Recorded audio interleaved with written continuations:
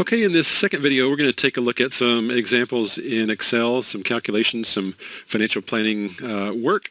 So let's first take a look at a few assumptions. And these are, by the way, very simple assumptions, kind of overly simplistic, but it kind of helps us get our arms around what's in view here. So the simplifying assumptions first is that we're going to take the sales growth rate as a given. We're not going to try to project that or otherwise come up with that number. We're just going to say, hey, assume sales are going to grow by 10% over the next year, and then what are the implications for that? So the first thing is sales growth rate is given to us. Second, we're going to assume that the total fixed assets, also known as the net fixed assets, so we're kind of ignoring the effects of depreciation. We're just kind of leaving that out of the mix. Those total fixed assets vary directly with sales. I guess the implication for us is that right now, at least initially, there is no excess capacity in our production or our facilities. We are running at capacity, and we can't sell any more unless we expand the fixed assets. We're going to relax that assumption in the next examples or the next projections that we run, but initially, no excess capacity. We're going to assume also that the net working capital varies directly with sales, and so the net working capital, we're going to be talking about the current assets such as cash, accounts receivable, and inventory, and the operating current liabilities. And so we're making a distinction there between current liabilities and operating current liabilities. The operating current liabilities include accounts payable and any accruals. Otherwise, included in current liabilities would be things like financial obligations such as notes payable. We're not including notes payable as part of this net working capital idea. We're just talking about the operating current liabilities. So the assumption, again, to restate it, is that this net working capital varies directly with sales. All right, so as sales go up, so does our current assets, so do our operating current liabilities. We're not saying anything about notes payable, so those financial current liabilities we're ignoring.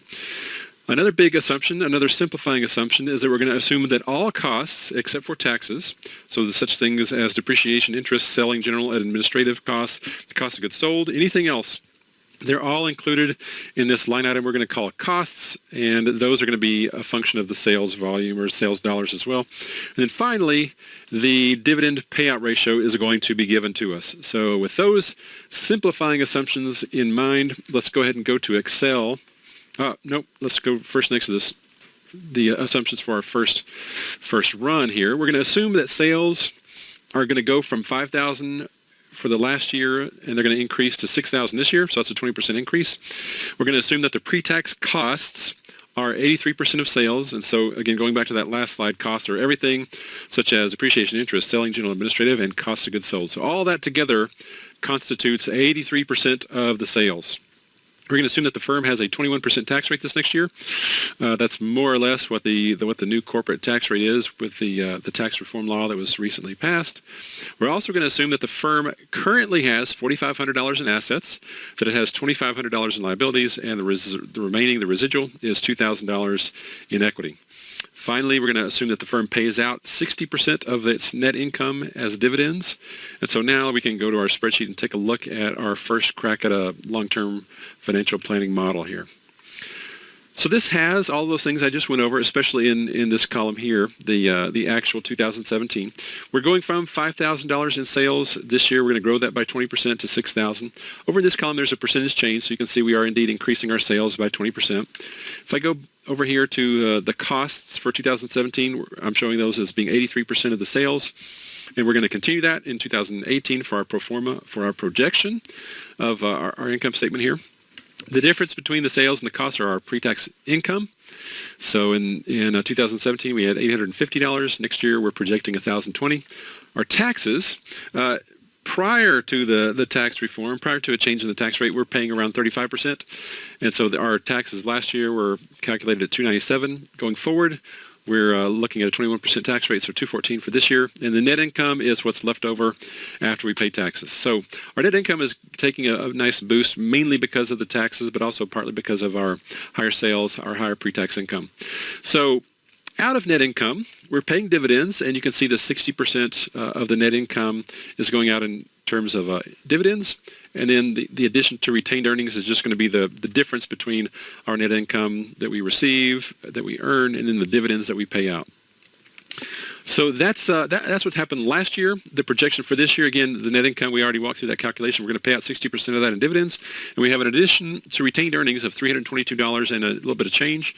That by the way, retained earnings is an important component of equity, and so that's going to flow through to our pro forma equity number for 2018. So before we get to the equity side of the balance sheet, let's take a look at the left-hand side of the balance sheet down here, the asset side. We talked about last year the total assets were $4,500. I have split those up between the current assets and the fixed assets. These would be net fixed assets. Again, the total is $4,500, and we are needing to grow those. Remember, our assumptions were that the current assets and the fixed assets both vary directly with sales. So sales is going up 20%. These two line items are also going up by 20%. Now, I used a formula to accomplish that, and I'll let you take a look at this formula, and you can kind of study it and see what the logic is behind it. But basically, I just said, whatever the relationship of current assets to sales was last year, I want the same relationship this year.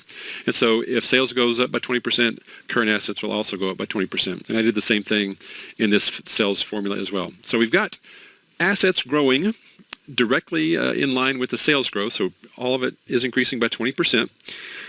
And so we've got a new asset total of $5,400. Now, with a balance sheet, we've got to have a balance. We've got to have the assets equaling the liabilities and equity. At the end of 2017, that was indeed the case. We had $4,500 in assets. We had $4,500 in liabilities and equity. But with 2018, we got to figure out where we're going to come up with the money to pay for those increases in assets. So the first thing we're going to do, we're going to take a first cut pro forma. We're going to take a first try at getting our balance sheet. And so what we're going to do first is let current liabilities, this is the operating current liabilities, those are going to vary directly with sales again. That's what my formula is doing. And they're growing by 20%. So that's all good. That's very, very mechanical, very easy and straightforward.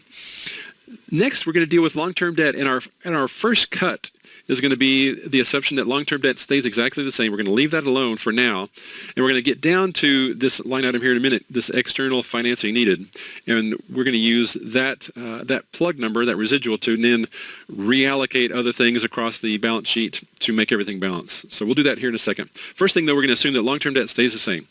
So we got total liabilities of $2,600 right now. The next thing we're going to do with equity is we're going to take last year's equity and we're going to add in the retained earnings that we have projected for this current year. So that's what equity will grow to just by virtue of us doing the stuff up here in the income statement. If we indeed make $805.80 in net income and we do indeed pay out 60% in dividends as we project, then we'll have $322 in retained earnings that will increase our equity. And so we will increase to an amount of $2,300, $23.22 and 32 cents.